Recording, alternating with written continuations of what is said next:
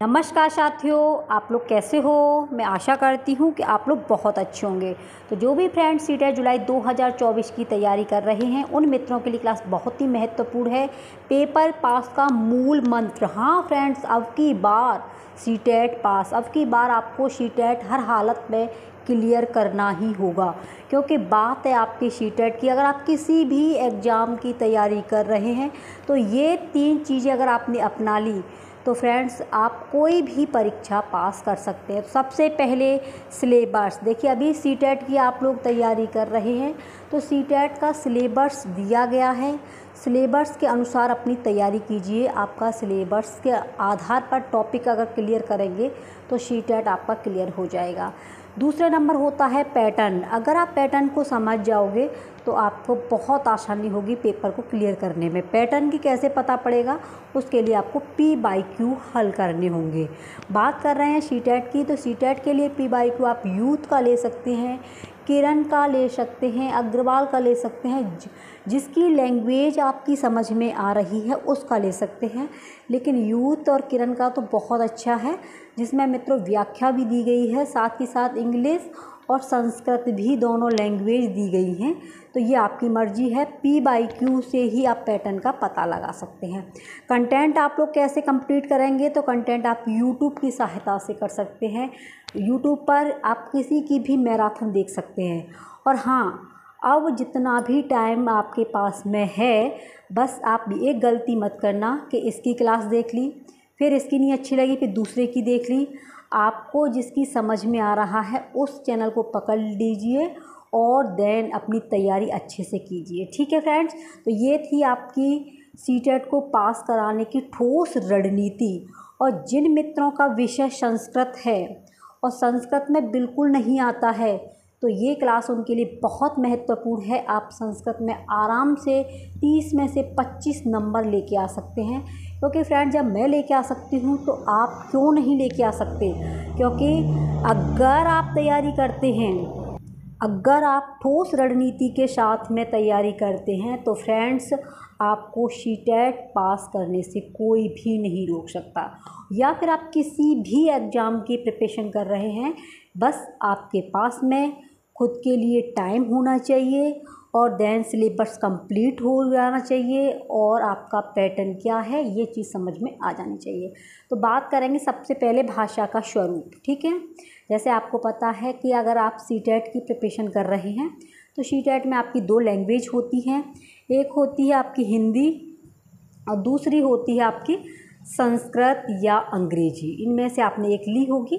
तो इस तरीके से आपकी भाषा होती। तो भाषा का स्वरूप क्या होता है? भाषा का स्वरूप, भाषा के बारे में समझेंगे तो भाषा के 2 स्वरूप होते हैं, 2 प्रकार की होती है, मौखिक और लिखित। ठीक है, मौखिक जब हम बोलेंगे तो एक प्रकार की ध्वनि निकलती है, तो उसे ध्वनि विज्ञान भी कहा जाता है। लिखित में लिपिबद्ध तरीके से लिखा जाता है तो इसे लिपि विज्ञान भी कहा जाता है। क्वेश्चन में ध्वनि विज्ञान के नाम से भी आ सकता है कि ध्वनि विज्ञान की जो भाषा उसे क्या कहते हैं, तो आपका आंसर जाएगा मौखिक। ठीक है, अब जो मौखिक है इसमें क्या होता है, इसमें मित्रों आपके श्रवणम और भाषणम, सुनना और बोलना होता है, सुनना और बोलना। क्योंकि जब मौखिक के अंदर ध्वनि जाएगी तभी तो हम सुन पाएंगे ना। भाषण बोलना होता है, क्योंकि बोलेंगे तो ध्वनि निकलेगी, मौखिक होगी। तो ये मौखिक के अंदर कौन कौन से आएंगे, यानी 4 प्रकार के आपके होते हैं कौशल, सुनना, बोलना, पढ़ना, लिखना। अब मौखिक के अंदर जो आएंगे वो आते हैं श्रवणम और भाषणम, यानी सुनना और बोलना।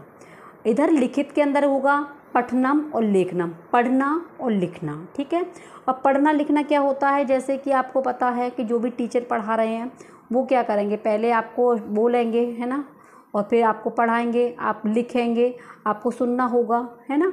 तो ये चीज़ें क्वेश्चन के लिए मोस्ट इम्पोर्टेंट ही आ जाती है कि मौखिक जो भाषा है उसके अंदर क्या क्या आता है। तो आपके अंदर श्रवणम आएगा, भाषणम आते हैं, ये 2 कौशल आते हैं।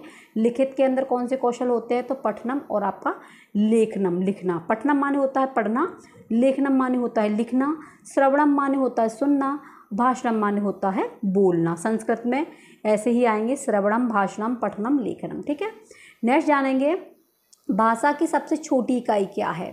तो भाषा की सबसे छोटी ध्वनि है। लेखन के माध्यम से सबसे छोटी इकाई क्या है, तो वो वर्ड है। उच्चारण के माध्यम से सबसे छोटी इकाई क्या है, वो ध्वनि है।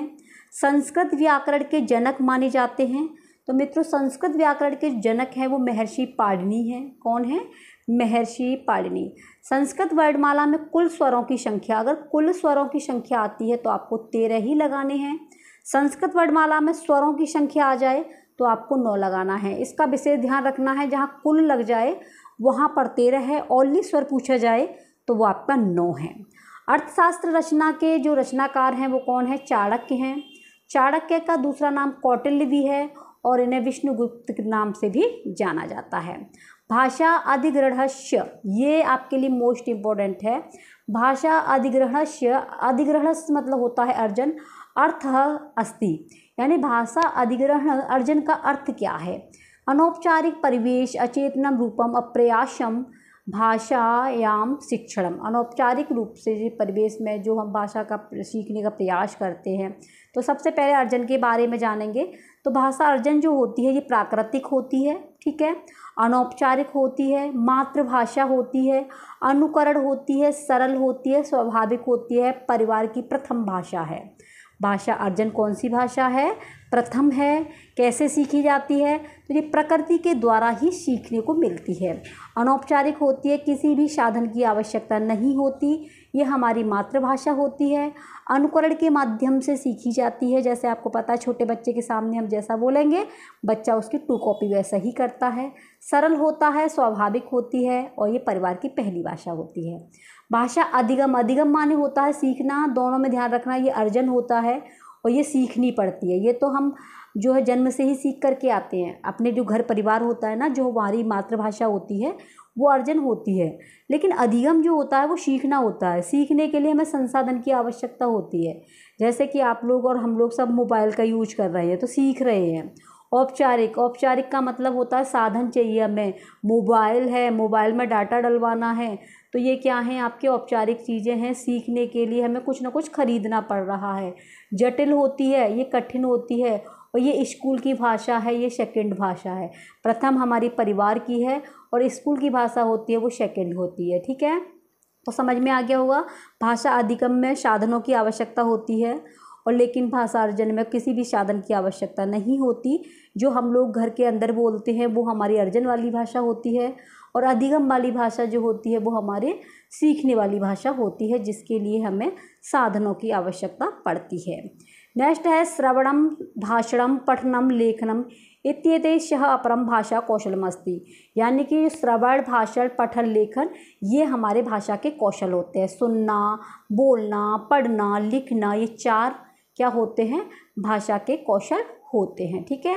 नेक्स्ट है, आपको जो क्लास मिलेंगी वो आपको देखो क्या क्या पढ़ना होगा। प्रकरण में जैसे संस्कृत शिक्षण शास्त्र में संस्कृत शिक्षण के उद्देश्य, भाषा कौशल, भाषा के स्वरूप और संस्कृत शिक्षण विद्या एवं संस्कृत शिक्षणस्य सूत्राणि, संस्कृत शिक्षणस्य सामान्य सिद्धांत, अधिग्रहण अर्जन, बहुभाषिकता। बहुभाषिकता मतलब क्या होता है, जैसे ये स्कूल है और इस स्कूल में जो है पंजाब का भी अभ्यर्थी है, मेरठ का भी है और आपके जो है आगरा का भी है, इधर मथुरा का भी है।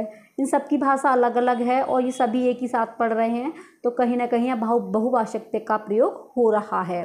कहानी, कथन, कविता और सबसे बाद में आपको पॉजिटिव और नेगेटिव टैग वर्ड देखने को मिलेंगे। तो आप लोग आसानी से संस्कृत में मित्रों अच्छे नंबर लेके आ सकते हैं। जो बिल्कुल कमज़ोर है, जिन पर कुछ भी नहीं आता, वो भी फ्रेंड्स अपने 25 नंबर आराम से लेके आ सकते हैं। बस आपको संस्कृत को समझना है। आपको पता है गद्यांश और पद्यांश आता है, वो आपका कितने का आता है, 15 नंबर का आता है। क्लास करा दी है, आप लोग देख लेना, ठीक है। और गद्यांश पद्यांश में बेसिक आपके व्याकरण आती है, तो व्याकरण आपको अधिक नहीं पढ़ना है। और इसमें जो पेडागोगी आती है उसके लिए ये टॉपिक जितने भी है मैं आपको कराऊंगी। और एक बार आप PYQ हल अवश्य करना, जिससे क्वेश्चन की जो प्रकृति है एक बार बस आप उसे समझ जाएंगे तो संस्कृत से बिल्कुल भी डर नहीं लगेगा, ठीक है। और जिन्हें भी डर लगता है तो वो रोज़ाना की क्लास देखें और आपको बहुत अच्छा लगेगा। मित्रों कहीं ना कहीं 1-2 नंबर से रह जाते हैं, तो 1-2 नंबर भी हमारे लिए काफ़ी महत्वपूर्ण हैं परीक्षा की दृष्टि से। अगर आपका संस्कृत है तो बिल्कुल आपको डरना नहीं है, क्योंकि डर के आगे जीत है, ठीक है। और जीत क्या है, अभी आपके पास में टाइम है, अच्छे से प्रिपरेशन कर सकते हैं, नोट्स अपने कंप्लीट कर सकते हो, ठीक है। और आप रिवीजन भी अच्छा कर सकते हो, पी बाई क्यू भी हल कर सकते हैं। अभी ये देख सकते हो कि कितना हमारा पी बाई क्यू में यानी कि प्रश्न पत्र में हमारा स्कोर बन रहा है। जहाँ भी आपको लगता है कि हमें यहाँ पर मेहनत करनी होगी, फटाफट से यूट्यूब पर जाइए और उस पर आपको हर एक समस्या का समाधान मिल जाएगा। ठीक है फ्रेंड्स, क्लास कैसी लगी आप लोग कमेंट में अवश्य बताना। किस जिले से इस वीडियो को वॉच कर रहे हो अपना प्यार कमेंट में अवश्य लिखें। चैनल सब्सक्राइब नहीं किया है तो चैनल को सब्सक्राइब जरूर कर लेना। मिलते हैं नेक्स्ट वीडियो में। आप अपना ख्याल रखना। Take care, bye bye.